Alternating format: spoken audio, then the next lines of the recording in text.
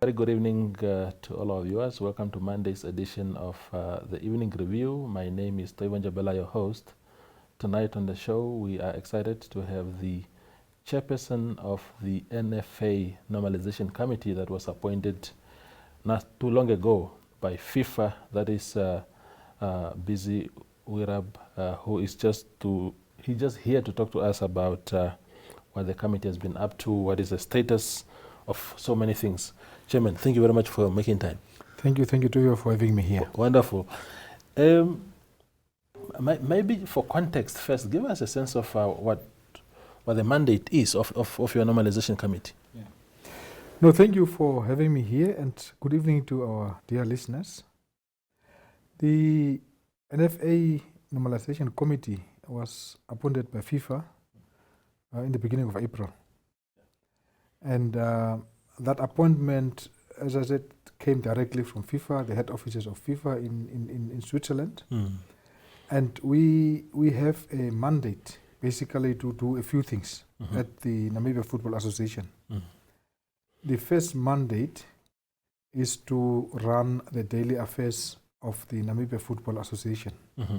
That means dealing with staffing issues, issues around administration, issues around looking after the game of football, the various competitions that are happening, but also ensure that we build good relations with our key stakeholders. That's our first mandate. The second mandate is to make sure that we review the statutes, the constitution, and all the policy documents of the Namibia Football Association. And that is a mammoth task. Because we need to ensure that those statutes and the constitution are relevant to our situation in Namibia, but that it also talks to the broader guidelines that are provided by FIFA and the CAF. The third mandate is to ensure that we put the administrative machinery in place, because there has been some challenges with the administrative machinery in the Namibia Football Association. So we need to do that as well. The fourth one is to organize a very free and fair elections for the executive committee to be elected in line with the revised constitution and the statutes. And then obviously lastly to hand over everything to this newly elected committee. So it's quite a broad mandate, but it is a mandate that involves a lot of engagement and participation from the 5 members. It looks then from that answer that everything now hinges on the constitution, because then it will be the guiding sort of document going forward. How far is that particular process itself? The approach that we have taken is to first deal with the burning issues.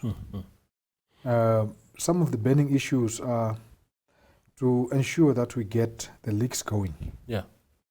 Because you will remember that the full leagues were not played for quite a number of years in our country. Of course, there were some games that were organized here and there, but proper league games were not played for quite some time. And we are working towards starting the leagues around August, September, as we've indicated with our inception. The second thing that we are looking at is to strengthen our relations with the key stakeholders. Now, these key stakeholders includes the government, FIFA themselves, CAF, our sponsors, and of course the people who are actively involved in the game of football. That is the players, the clubs, and various divisions of the Namibia Football Association. So that is what we have been focusing on, but also looking at the financial situation of Namibia Football Association. We are hoping that we can get the league started around August, September, as I have said. And once that happens, then we want to now face our attention towards looking at issues of constitution, issues of the statutes, key issues around governance. So in terms of our planning, we want to start focusing on this particular aspect from September onwards. You'll remember that we have 12 months assignment. So the first couple of months was really to stabilize things, get the football going. And while the rest of us are focusing on the game of football, while the footballers are in the field, the teams are busy, we can then focus our attention on issues of getting the constitution and the statutes sorted. Yeah. Isn't it, help me understand here, Bisey, isn't it logical that you do it the other way around? I mean, because there's been a lot of debate around league football and what the statutes say about that. People are saying, for example, that NFA has them, should be sort of the owner of the league, and some are saying no, the league ought to be a separate institution, which is an associate or an affiliate of NFA. So I thought logically you would then have that sorted in terms of the constitution, that you have it in black and white. Then you get guided by that process. What is this thinking around doing it the other way around? Yeah, no, you are right. There are various schools of thought. What we have in terms of our senior leagues, and I'm particularly talking about senior men's leagues. Yeah, I think the leagues with the other areas is fairly okay. Now, the discussion that we currently have, or that is currently in the country, is that people have two views. The first view is that you will recall we used to have the Namibia Premier League, who used to manage the Premier League leagues for men. And then as things happened, and I don't want to go into the history of what happened. As things happened, the Namibia Premier League was expelled from the Namibia Football Association family.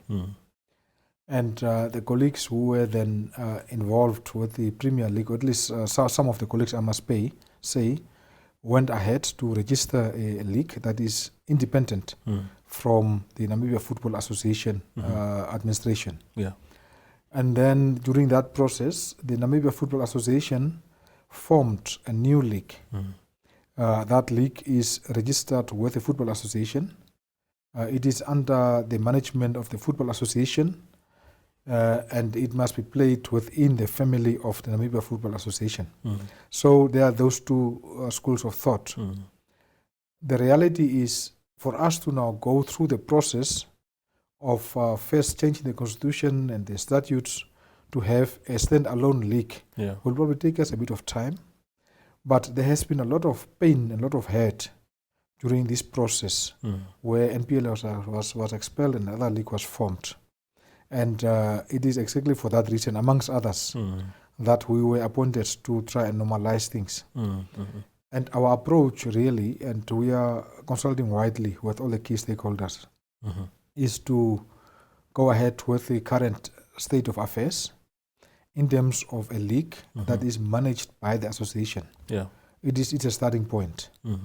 And we are saying that let us play at least for one season, or probably 2 seasons, but definitely 1 season, a league for senior men under the Namibia Football Association, in line with the existing statutes and constitution.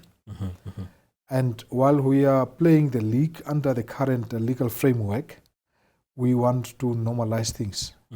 We want to build capacity for the teams, for the administrators, and everybody else that is involved. In that respect, we will be engaging with UEFA and FIFA to build that capacity. It is not easy to just have a league that is stand-alone if you have not prepared your groundwork. That is your teams, the management of the clubs, and so on. So yes, whilst we are cognizant of those two views, we want to do the league that we want to start now within the NFA stable, under NFA management, hopefully funds sourced by NFA, and then in not so far distant future, we then want to prepare ourselves to transit into a professional league that is stand-alone. But obviously, stand-alone does not mean that it must not have anything to do with the Football Association. Issues around refereeing, issues around disciplinary issues, and so on must still be handled by the Football Association. In that way, there will be a continuous relationship between the two entities. Absolutely.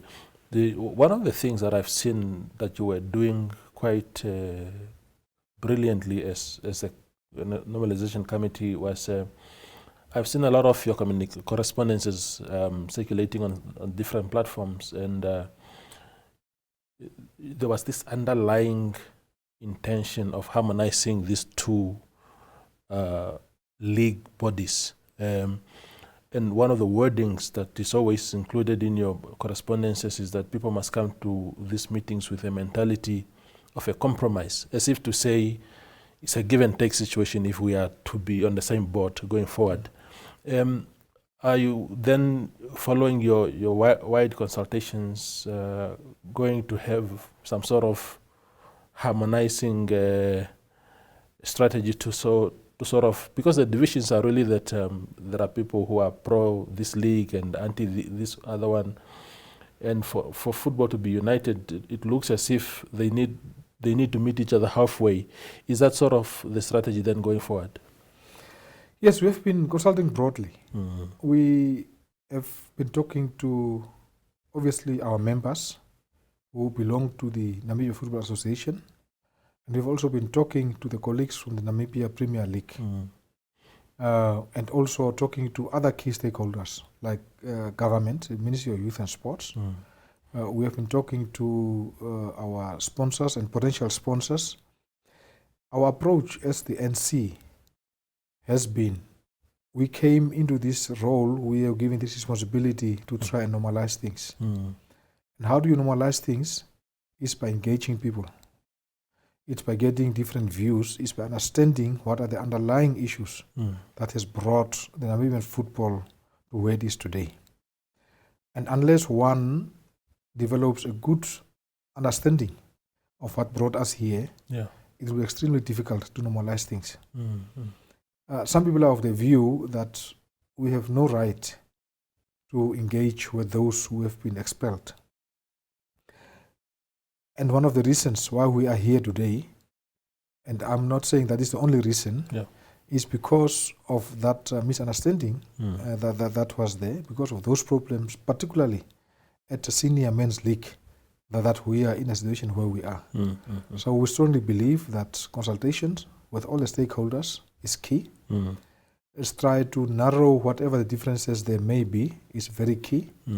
But of course, everything that we do needs to be done within a broad framework of the existing governance structures. The constitution of NFA, the various statutes that are there, the Congress decisions. So we are fully cognizant of the fact that we need to make sure that happens. Indeed. I must say that we are making good progress with these discussions. And as I said, it is still our wish and determination to get a league started, and in fact all the leagues started by August, latest September, to ensure that the people of Namibia start to enjoy the game of football. Indeed. We go for a quick break and return for second half.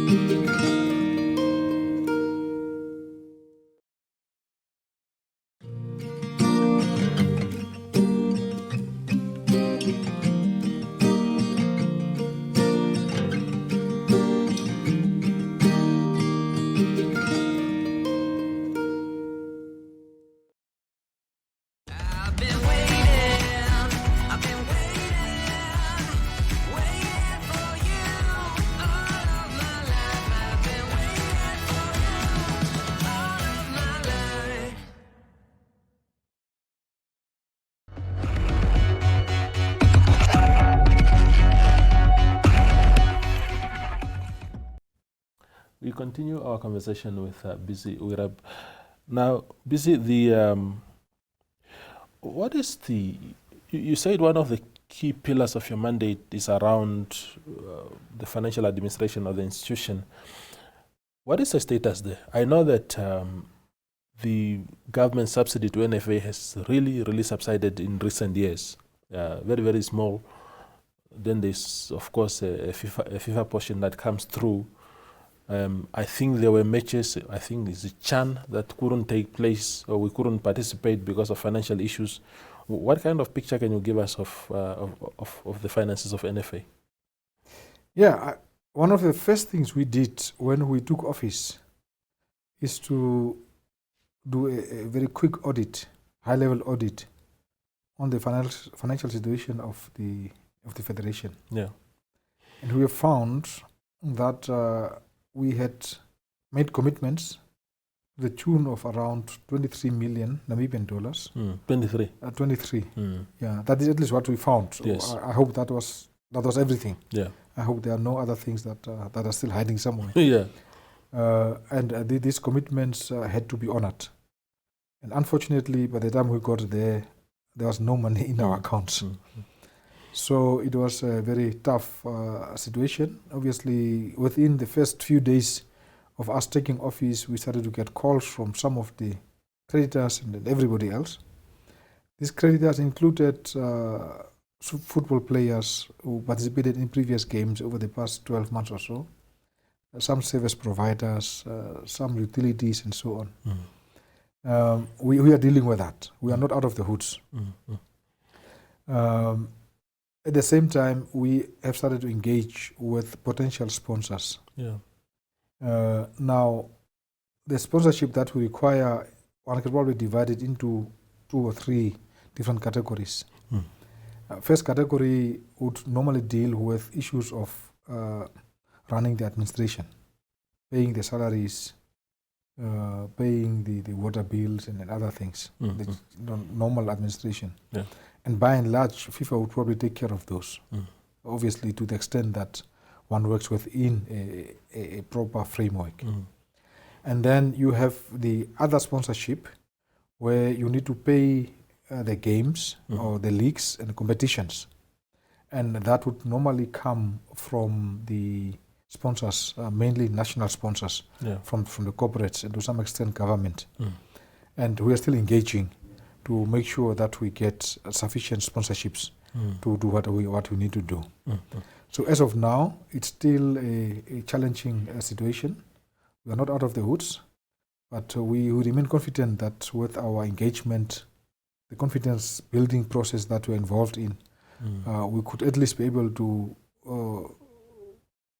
mobilize sufficient funds to get the league started and participate in some competitions. The challenge that we have found during these 3 months of our stay here is that people are not very keen to give money for the previous committed funds or the commitments. And that is a challenge that we have. To the extent that we can, we will try and pay whatever has been outstanding by the time we came. But it's not easy. That's all I can say for now. Yeah, I'm sure. Then, of course, there's the issue of the Secretary General's position. It's vacant, and you've advertised for a short-term contract of 12 months. But before we go to that, to the rationale about around this contract, engage me briefly on the decision to dismiss the previous Secretary General. Is it something that the NC found already in the process, or is something, or you rocked the boat as a committee to simply get rid of the Franco Cosmos? Yeah, obviously, without going to personal issues and personnel issues, we found the process ongoing. There was a process that was undertaken before we came. There were recommendations made. We came in, we looked at what was done, and we felt it appropriate to execute the recommendation that was given. But of course, I'm not at liberty to go into details of what the merits or the demerits of the case was. Of course. Now, on our appointment or advertisement for the SG role for 12 months, as I indicated, we have a mandate to fulfill. And that mandate needs to be fulfilled within a space of 12 months. And we needed somebody who should come, join us to fulfill that mandate. And the type of person that we're looking is a person that has got the necessary skills and the demeanor to help us fulfill that. It's not a very easy mandate given where we are. Yeah. What we did not want to do is to appoint a Secretary General for a longer period so that the Secretary General can sit with the incoming Executive Committee. We would like the incoming Executive Committee at the end of our term to either have the flexibility to retain that person if they so wish, or to appoint a Secretary General who will then help them to execute the mandate that will be given at the Congress. So that was the primary reason really why we said that. Yeah, yeah. I must say that we were overwhelmed by the interest. While people knew that this was a 12-month mandate or contract, we got very good applications. We are in the process of going through that, and once we are done within a very short space of time, we should be able to share with the nation what our decision has been on that particular score. Finally, Mr. Uirab, on the Secretary General's position, is it, the way it's, I don't know whether it's because of the way it's titled. To me, it sounds as if this is actually a CEO of the NFA. If you go to SAFA in South Africa, the FA of England, and elsewhere, the person in that capacity is essentially the CEO of the institution, and therefore meaning you need a highly qualified person in the space of finance, HR, or whatever, but those key high-level areas. Is that your sense of that position, or is it, because when you say Secretary General, it sounds like a political position, very washed down, the way it sounds. Yeah, no, you are indeed correct with your assessment of that role. The Secretary General for the Football Association is effectively the Chief Executive Officer of the Football Association. And I fully agree with you that when you look for the SG for NFA, you are looking at somebody who has the appropriate skills to manage the administration of NFA, and I must tell you that it is not a small task. You need to have a good understanding of financial issues, of managing people issues, stakeholder engagement. And you need to have the capacity to write proposals for funding, and you need to be able to manage stakeholders, because your stakeholders are broad. You have stakeholders from the grassroots football, players, the technical staff. You have to engage with the sponsors at the highest level of corporates. You need to engage with the government. You must engage with FIFA, with CAF, but also with other associations all over the world.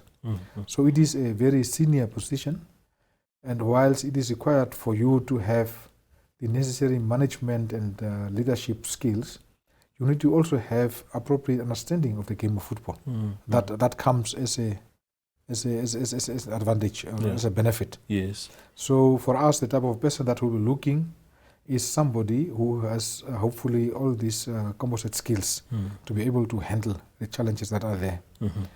Generally, sometimes when we recruit people in our respective organizations, we sometimes underplay the significance of leadership and governance expertise. Because it is a football, people think that you must get a footballer to manage these issues, and it's not necessarily the case. Of course, it's good to have good understanding of the football or of the game of football, but other leadership and management skills are absolutely critical if you want to be successful. This person obviously works under the leadership of the executive committee that acts as a board almost, and again, his or her relationship with that executive committee must also be sound, because you need to take guidance, you need to take instructions, but you need to ensure that things are done to the book. The football as a game, nationally and internationally, is strictly governed by statutes and by the constitution and by rules.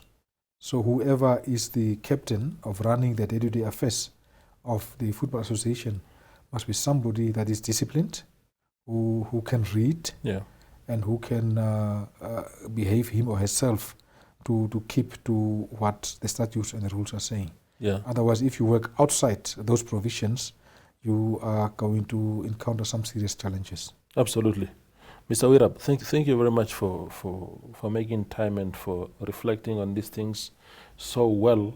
And congratulations. I think we learned recently that you and your fellow members of the committee were in South Africa to support our national team. I think it's the female football team, the Gladiators.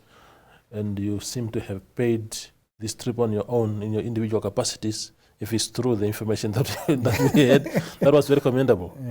So again, you have shown a very, very good sense of leadership. I just wanted to put it on record as we close off to say that we appreciate that kind of leadership. No, thank you very much indeed for having me here.